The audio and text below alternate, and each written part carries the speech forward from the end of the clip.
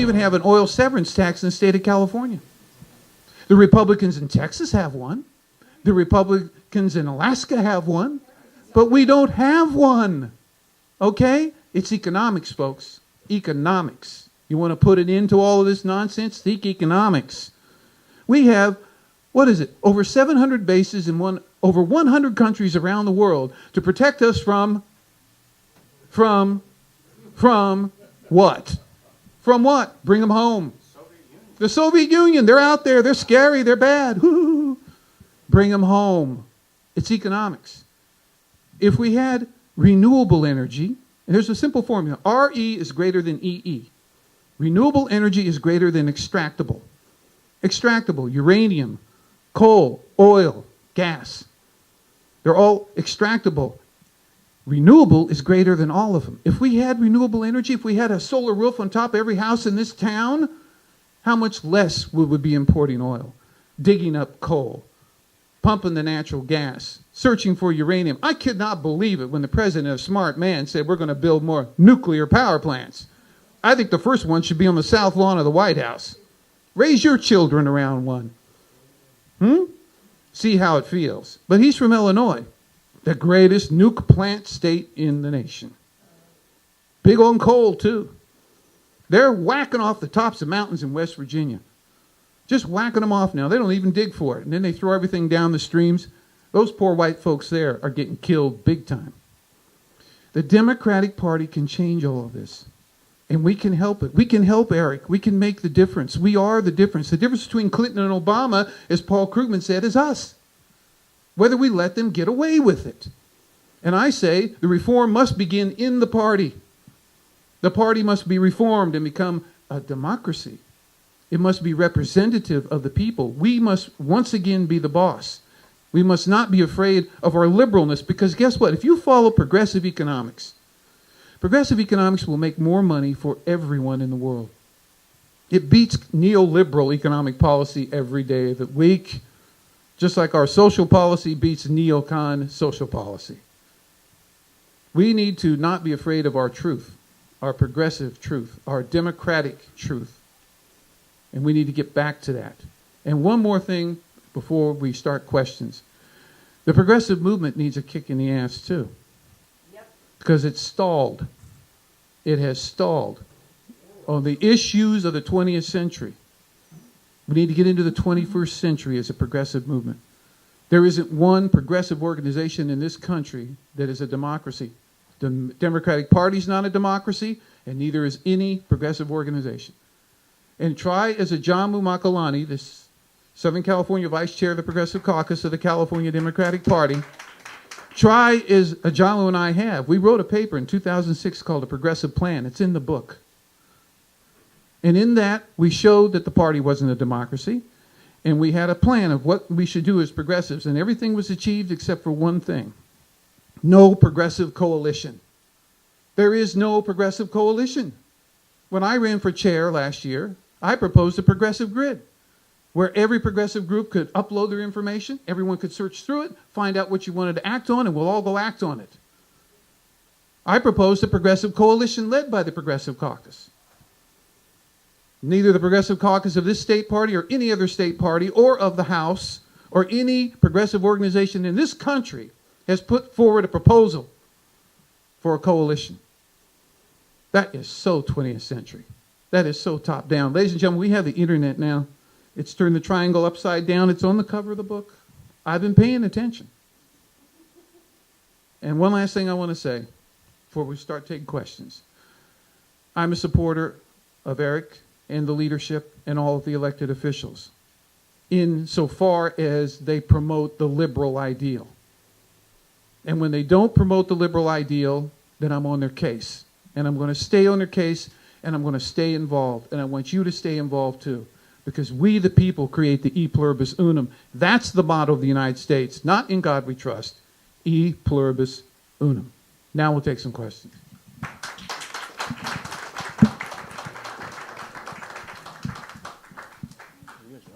I do, man. See? Recycled. Local, sustainable, renewable, humane. Can you describe what progressive economics is? How does it work? Well, just real quick. Progressive economics is based on the principles of local, sustainable, renewable, humane. That any business, of all businesses and all business types, must follow those maxims in order to have a future. It's that simple.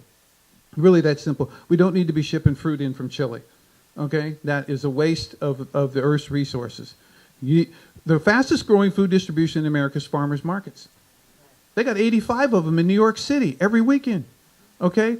You, the consumer, have the power to change the world by what you do. Don't eat processed food. Don't eat corn syrup. Those kinds of things. It's your buying power, your purchasing power. That water bottle, okay, recyclable, recycled, no water bottle.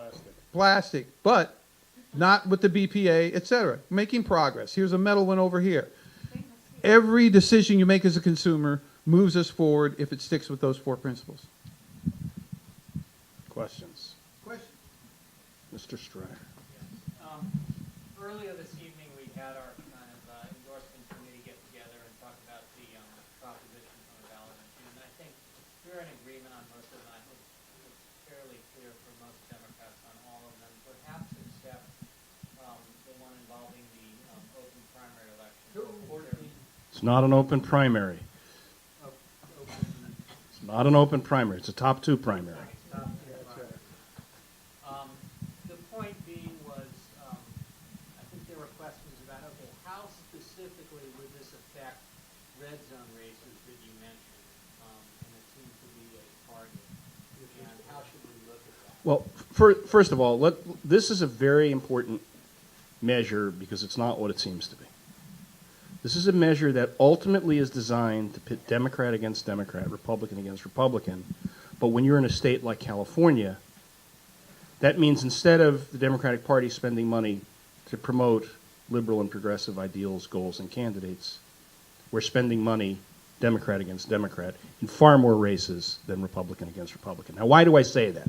Oh, and by the way, this also kills the Green Party, the Peace and Freedom Party, the Reform Party, the Natural Law Party, and the Libertarian Party. Why? Because what this thing does is have us all run together, and then the top 2 vote getters run off in November. This is a state where 31% of the voters are Republicans, 45% of the voters are Democrats. How many districts in this state do you think that a Green Party person is ever going to make it into the top 2? San Francisco. Not even in San Francisco. There has been one Green Party person elected to 1 term in the Assembly in the 30 years that I've lived in California. So I would say, first of all, remember it's a top 2 primary, not an open primary. The U.S. Supreme Court said open primary is unconstitutional because it takes away the associational right of parties. Because in an open primary, I could go and vote for a Republican in their primary. And the argument is if the Republican Party should be able to pick who they want, not have a Democrat come in and pick who I want. And the Supreme Court threw that out and said it was unconstitutional. So this is a different approach to that.